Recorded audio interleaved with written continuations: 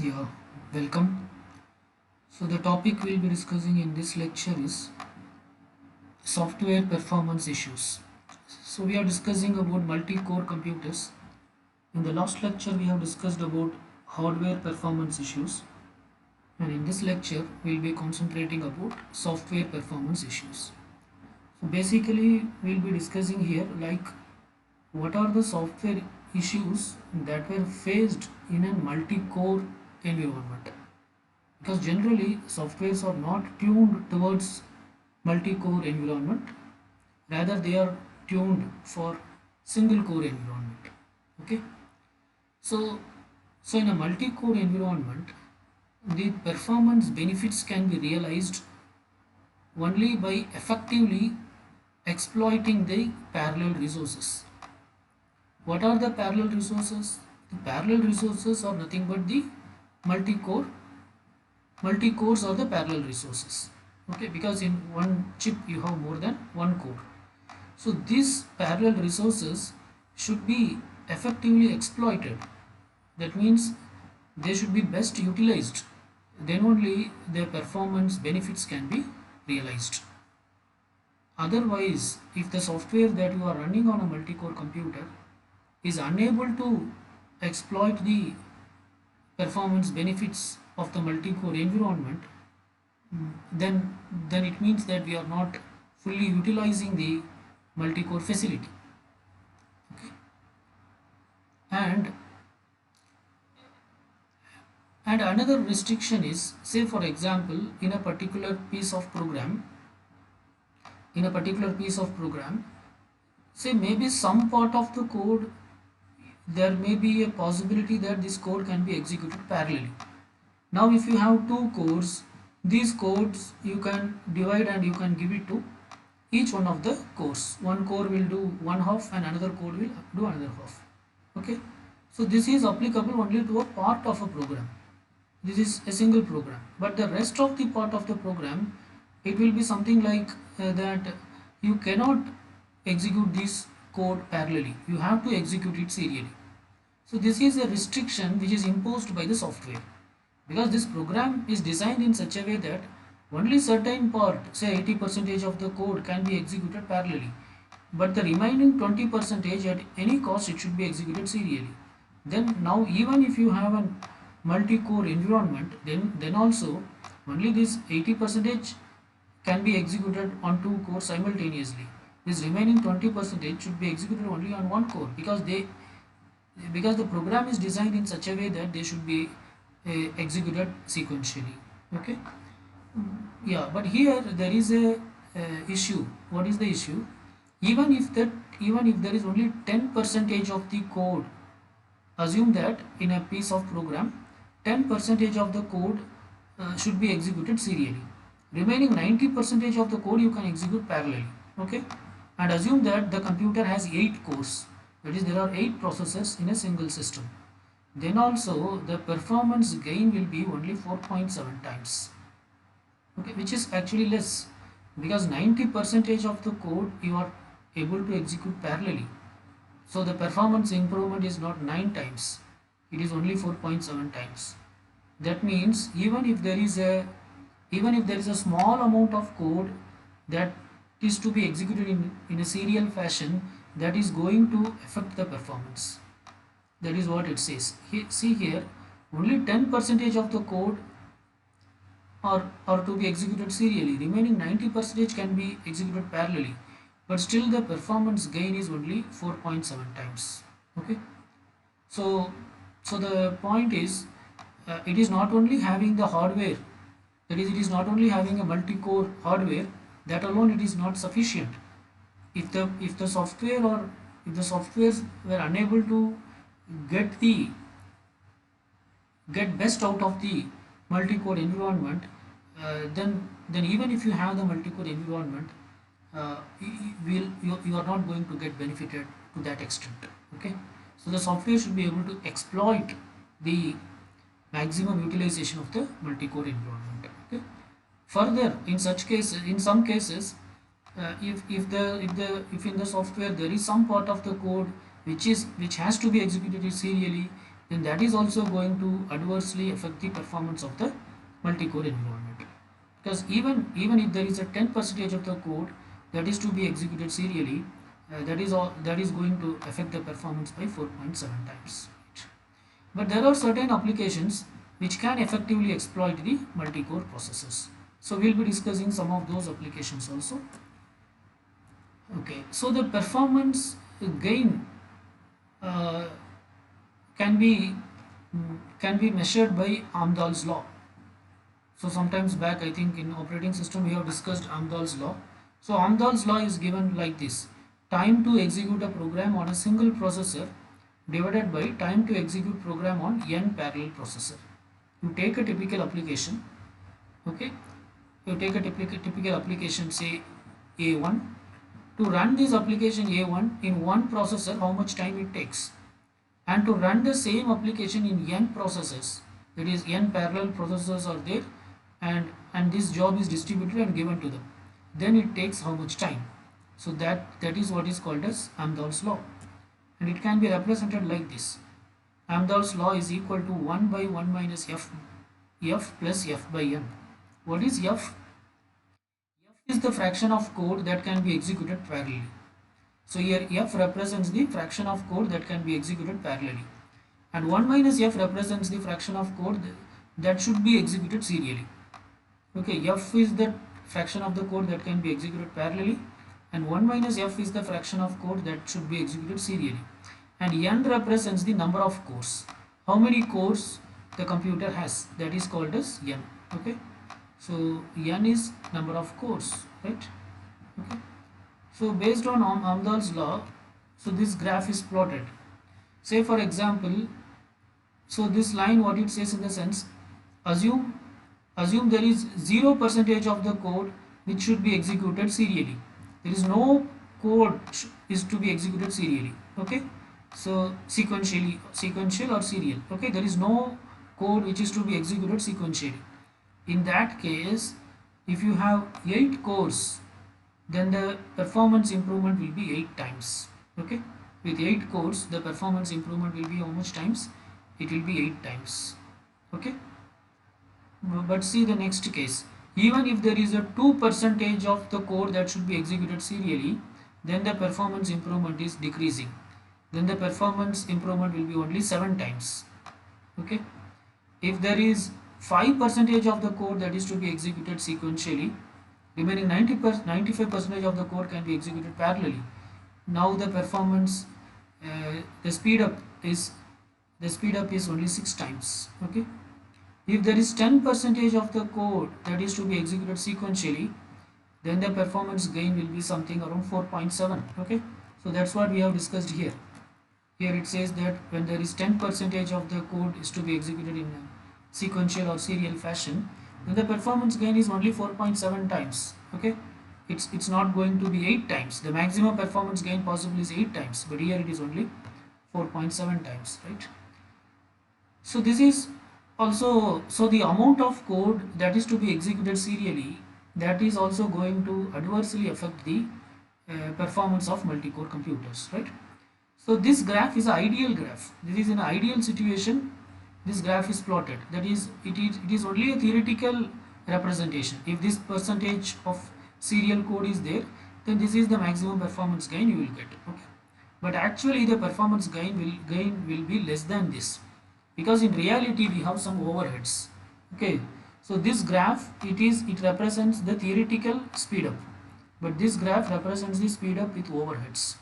So in reality there will be some overheads. Okay, so when you with overheads, when you consider, it is still coming down.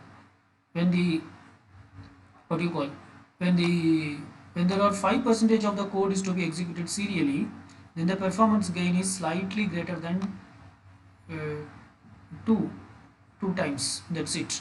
But actually here, if you see, performance gain is 6 times, but when overhead is added, it becomes only 2 times. Okay, when there are 10% of the code is to be executed serially, then the performance gain is less than 2 times. It is only 1.9 or 8 times, but previously it is 4.7 times. Okay, when there is 15% of the code is to be executed sequentially, then the performance gain is almost 1.77 times. Okay, and when there is 20% of the code is to be executed sequentially, then the performance gain is hardly 1.6 times. Okay, so this is the real graph, this is in the real scenario, this is an ideal case, right? So again you can see the performance gain we are experiencing is very less. So even with 5% of serial code, remaining 95% can be executed parallelly. But here also the performance gain is it's hardly 2%. Okay, two times the performance gain when you are using 8 processors. Okay, actually it should be close to 8 if there is no overhead, but it is only, the performance gain is only twice or 2 times the normal performance. Okay, right. So next we will be discussing some softwares which can exploit the best utilization of multi-core processors. So there are certain softwares which can take uh, better utilization out of multi-core processors. These are mainly database applications, because in database applications you may have to do certain things and seek parallelly. So in such cases, multi-core processors, 2 cores will be used effectively, right? Server handling independent transaction. So if there is a server, and in that server, or you have multiple servers, each server to handle one transaction. Okay, then each server can be given to 1 core. So if you have 8 cores, and if there are 8 requests, then each what do you call, or if you have 8 servers and there are 8 cores, then whatever the job submitted by one first server, it can be given to first core. Second server, whatever the job submitted, it can be taken care by second core, and so on and so forth. And when there is a multi-threaded applications, in multi-threaded environment also, the multi if the I mean if the software needs if the software or multi-threaded software, there are more than one thread simultaneously executing, then each thread can be given to each core. So multi-threaded applications can also exploit the better utility of multi-core processors. Okay, and then multi-process applications. So multi-thread means, thread is a lightweight process, right? One process, there are different execution path, that is called as thread.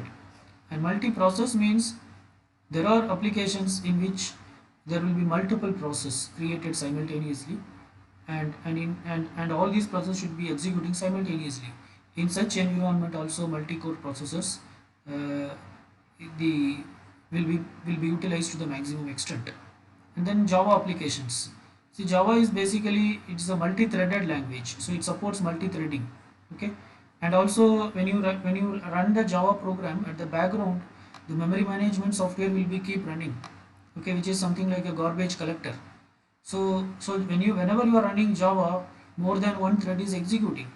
So in that case, the background threads can be handled by a different core, and the foreground thread can be handled by a different core, right? So Java applications can also exploit the best performance out of multi-core processors, right? Okay, and then there are certain applications in which multiple instances are to be executed simultaneously. That means you may want to execute the same program again and again. Okay, so in that case also multi-core processors will be better utilized. Okay, because each instance can be handled by a different core, right? So that's it about software performance issues with multi-core processors. Next, multi-core computers or multi-core processors. Next, we'll be discussing about multi-core organization. So the way in which the multi-core processors are organized can be categorized into 3 categories. These are based on number of processors on a chip. Okay, one is based on number of processors on a chip, we can categorize, and then number of levels of cache on the chip. How many levels of cache are there? Based on that also we can categorize, and then based on the amount of shared cache. Okay, in a processor, in a chip, how much amount of cache is shared and how much amount of cache is not shared. Not shared means some cache may be dedicated for a particular core. Okay, so how much that? Based on that, the multi-core processors are categorized. So based on number of processors, based on the levels of cache on each, on the chip, levels of cache, how many levels of cache, whether it is L1 and L2 or L1, L2, L3 or any other different level. Okay, out of these caches, how much cache was shared and how much cache was not shared. Okay, so these are some of the example processors which uses multi-cores: ARM 11, MP core, AMD Optron, Intel Core Duo, Intel Core i7. All these are multi-core processors. Okay. Now let us see the different organization. So this diagram actually shows the various organization. The first one is a dedicated L1 cache. Here you can see in a single chip there are two cores. There is a core 1, not only two cores, there can be any number of cores. Core 1 up to core n. Okay, there are n cores.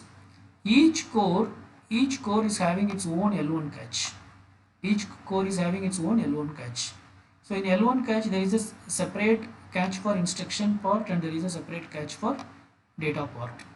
Okay, so there are what you call, in the chip there can be any number of cores and each core will have its own dedicated L1 cache, and this L1 cache there will be a separate data cache and instruction cache. Okay, right, and there is L2 cache, but this L2 cache is kept outside the chip, it is not inside the chip. Okay, and then there is memory and IO. So this is called as dedicated L1 cache. Okay, so here next you can see this organization is dedicated L2 cache. This is dedicated L2 cache. So here inside the chip there are many cores. Each core have its own L1 cache. Okay. Again, this L1 cache is divided into instruction cache and data cache. But each core also has its own L2 cache. This core 1 has its own L2 cache. Core 2 will have its own L2 cache, so on and so forth. This core n also have its own L2 cache. That is, every core have its own L2 cache, and all these are in the same chip. Okay, this is the chip, right, and the main memory is outside the processor, right. So this is second configuration. The third one is shared L2 cache. Here inside the chip there are multiple cores. Each core has its own L1 cache. Again, there is L1 instruction cache and L1 data cache. But the L2 cache, you can see the L2 cache is shared among all the cores. L1 cache is different. Each core has its own L1 cache, but the L2 cache is shared among all cores. L2 cache is still inside the chip, but it is shared among all the cores. Okay. And the fourth category is shared L3 cache. Here if you see, there are multiple cores inside the chip. Each core has its own L1 cache. L1 cache contains instruction and data cache, and each core has its own L2 cache also. But L3 cache is shared. There is a L3 cache which is also inside the chip, but that is shared. Okay. So these are the different way of multi-core organization alternatives we have. Okay. So if you have so ARM 11 MP core, it follows this dedicated L1 cache. Okay. Similarly, the next one, it follows dedicated L2 cache. Okay, and this one follows shared L2 cache, and this follows shared L3 cache. Okay, these are the different organizations. Okay. So actually, if you see, out of these four, this one and this one will perform better, because here we have shared L2 cache and here we have shared L3 cache. So this particular organization will perform better. Why is it so? That we will see. So when the L2 cache is shared, we have several advantages. What are they? First, it reduces the overall miss rate. Okay, because you have private L1 cache and shared L2 cache. So if something is not in L1 cache, then it may be available in L2 cache. So the probability of cache miss is less. Okay, and data shared on multiple cores are not replicated. Okay, so say for example, if there is some content is to be shared between two cores, if there is a particular variable that is to be shared between two cores or all the cores, then better that content will be in L2 cache. Okay, so that because L2 cache is shared among all the processors, so everybody can access it. Okay, if you keep it this in L1 cache, then multiple copies should be kept. So that can be avoided by using L2 cache. So data shared and you need not replicate the same data on multiple cores. Okay, and with proper frame replacement algorithms, the amount of shared cache dedicated to each core is dynamic. Thread with less locality can have more cache, which means that, see, even though there is a shared L1 cache, but this L1 cache again will be divided. Like core 1 should get this much, core 2 should get this much, like that it will be divided.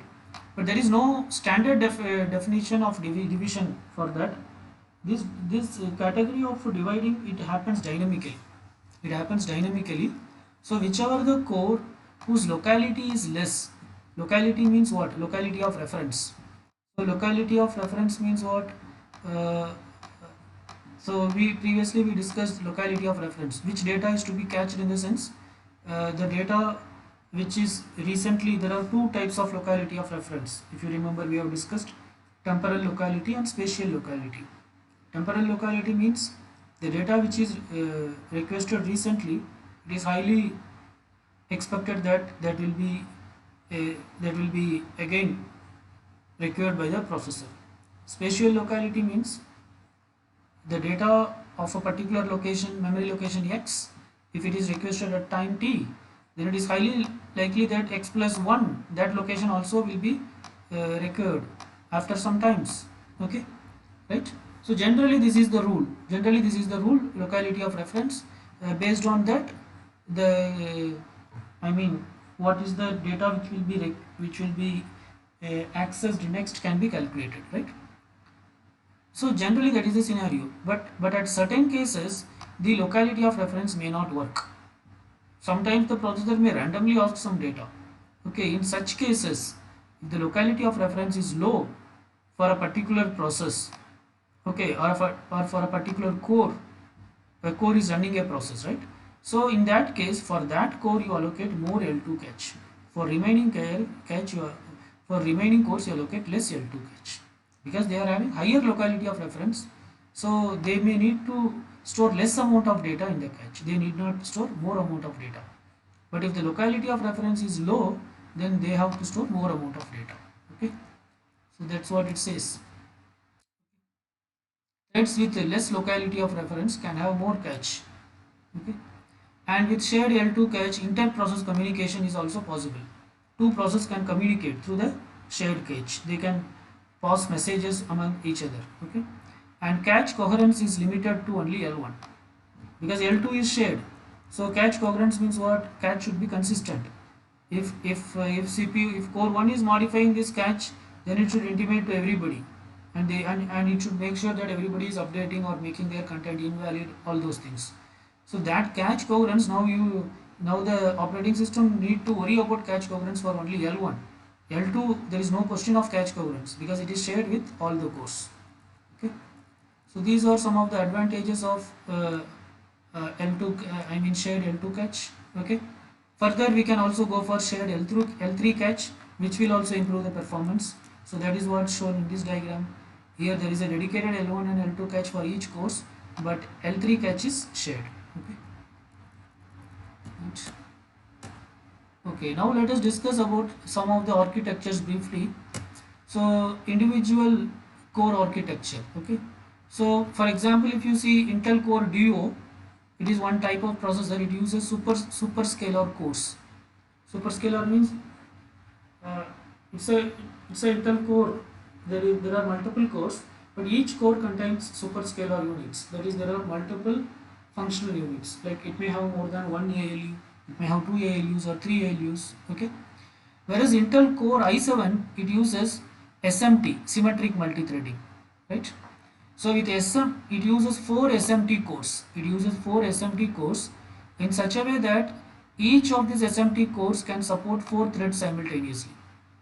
Okay, so actually it gives an appearance to the user as if there is 16 cores. Okay, so previously we have discussed about SMT, right?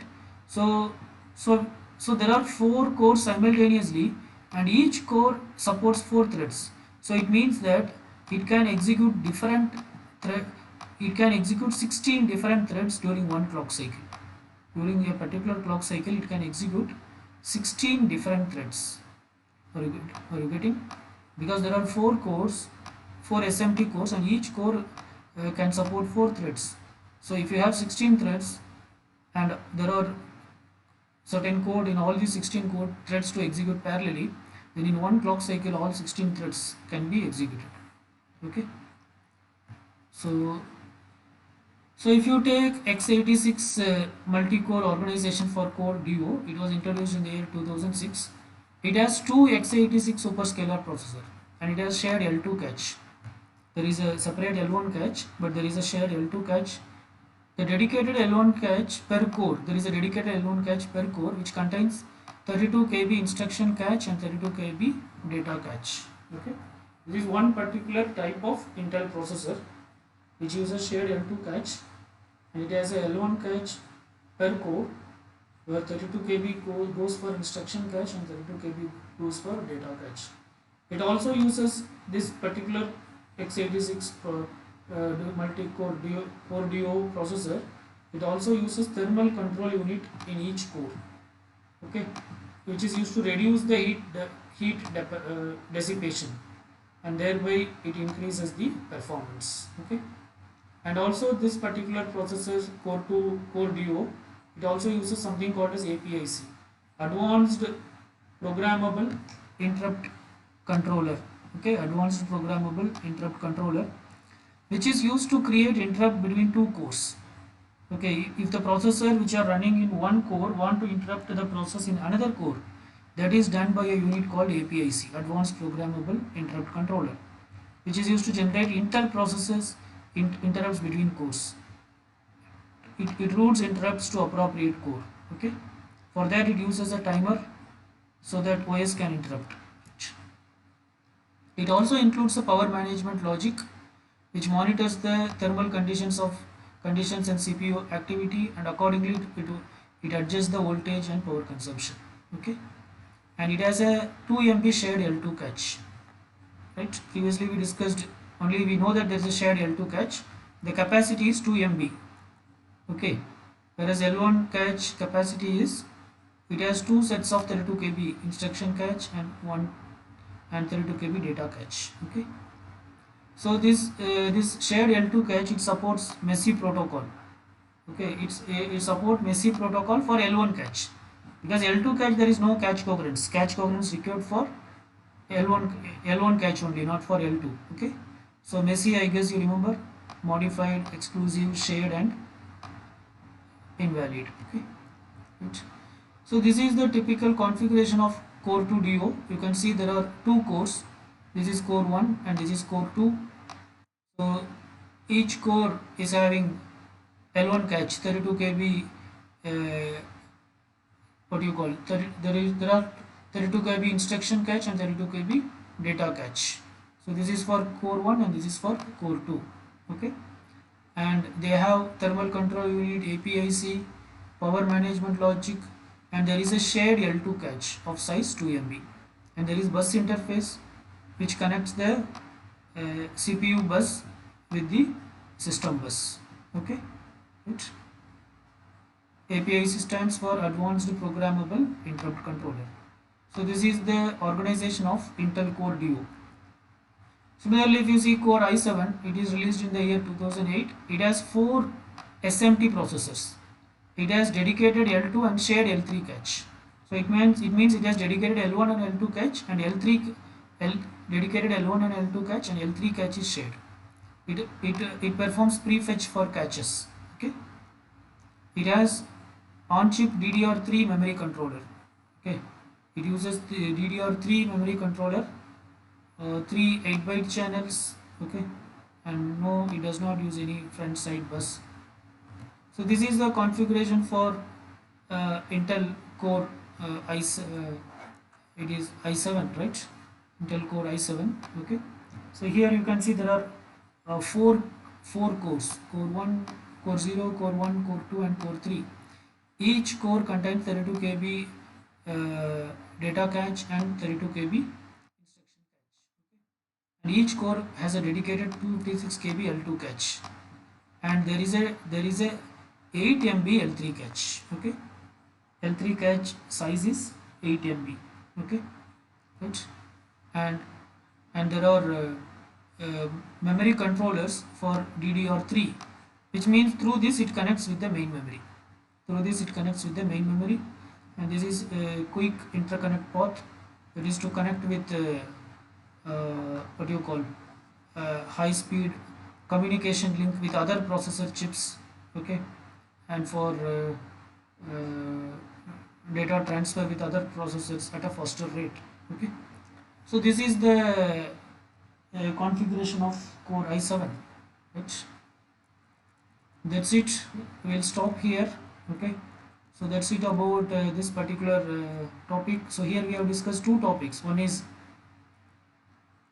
software performance issues and the other one is multi-core organization. So with this topic gets over. Okay, so fine, we'll stop here. Thank you.